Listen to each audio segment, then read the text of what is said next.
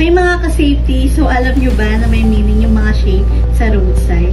So octagon sign, ito ang kadalasan na nagiging simbolo na mag-stop ang isang driver sa daan. Equilateral triangle.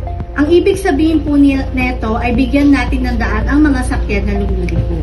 Diamond shape. Ang ibig sabihin naman po nito ay tumigil tayo dahil meron pong mga unexpected conditions sa daan or yung may mga sira po na pwede po nating madaan. So, pennant shape.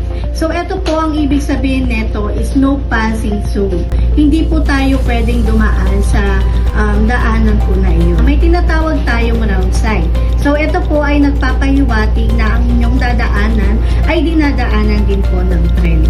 Pentagon shape. Ito po ay nagpapahiwatig na ang daanan ay malapit po sa school.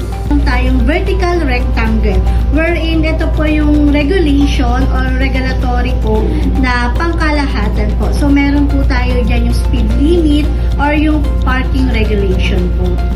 Naway nakatulong sa inyo ang mga tips na ito dahil dito sa Vanguard, live without limits.